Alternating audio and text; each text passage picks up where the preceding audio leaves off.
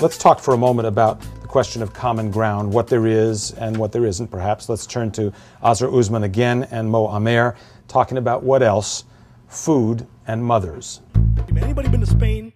Anybody been to Spain? Yeah. Go to southern Spain. It's beautiful history there. There's so much rich culture and tradition. But I found one thing very annoying.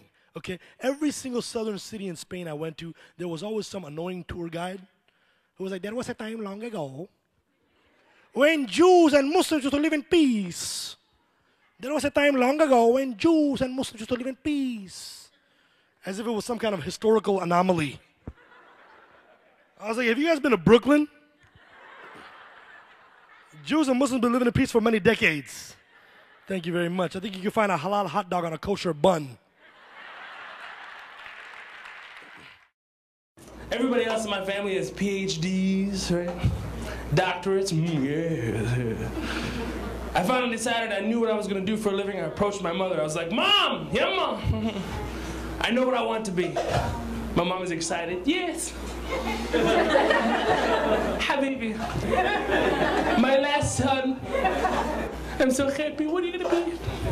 A lawyer, inshallah. What are you going to be? I'm going to be a comedian.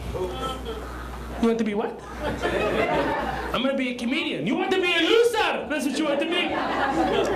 Astaghfirullah. I never think my last son will be loser.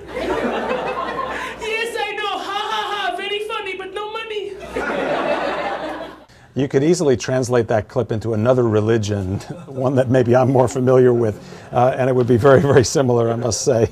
But let's talk for a minute about the things that divide and unite the various religions that are experienced here in the United States. I think there are a lot of things that unite the religions. Ibo, you work with this in your organization. Why don't you take it away first? Well, growing up, I realized that so many of my heroes were people of faith. And the reason that these people were my heroes, people like Jane Addams and Dr. King and Rabbi Heschel and Mahatma Gandhi and Desmond Tutu, was because they served others. They fought for social justice for everybody. And they got their inspiration from their different religions. And so I looked at that and I thought to myself, well, what if we had an organization that brought young people from different religions together on the common ground of serving others? So that's what the Interfaith Youth Corps does. I saw a lot of heads nodding in this room here in Washington. I don't know if it's also the case in Los Angeles when we talked about unity among religions. Do any of you have a personal story to tell about some time you discovered a connection between yourself as a Muslim, somebody else as a Jew, or as a Christian that you'd like to tell us about? Well, I just came back from teaching English. I was in Cairo, and I found out that I was with a Jewish girl and a Christian girl, and I didn't know them before. We're all students. And we decided to take a trip to Palestine, to Jerusalem.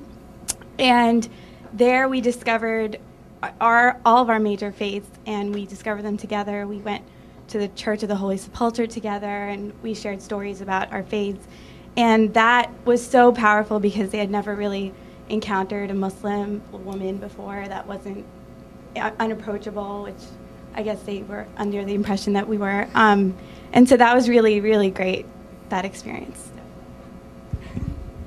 Thanks very much for sharing that. Jamila, do you want to comment on this question of common ground between religions? God has given all of us diverse aspirations to serve God and to serve humanity, and there's so many ways that we can do it, and certainly we have to do it together. Bring me the best of Islam, bring me the best of Christianity, bring me the best of Judaism, and let's see how can we make this place a better place. And we would have to understand that, you know what, we are going to be different, but let not our differences stop us from participating in common goals, which will eventually help us in achieving a better world for everybody that is out there. One of the things we did for this program was to invite students to put in some video submissions. Here's one from Yahi Ahmed, who is a student at the University of Kentucky and a member of the Muslim Student Association at the University of Kentucky. Let's watch. I mean, that's one thing that I really, really like about my university. The Jewish organization Hilal, Campus Crusade for Christ, both are always really open to working with us and putting on events.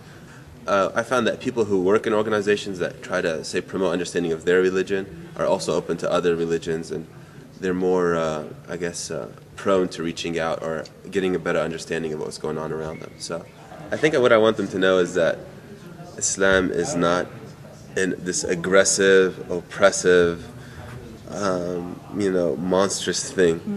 That it's a real beautiful religion, and there's a lot of beauty in it.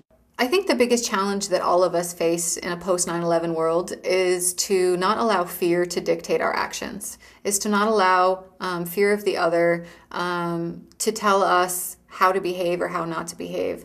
I think that the way that we can be the victors over what happened on 9/11 is by going out of our way to bridge gaps in our local communities, on our university campuses, in our faith groups, in our work settings, all of those places where we tend to get comfortable and we tend to rely on our assumptions. And that's not just true of the Muslim experience, that's true of anybody else. If God had intended to create us all alike in faith and color and all of these different ways, he certainly could have done that. But this difference, this diversity, this uniqueness was intended. It's part of the master plan, and it's up to us to figure out how to make that something that enriches society rather than divides it.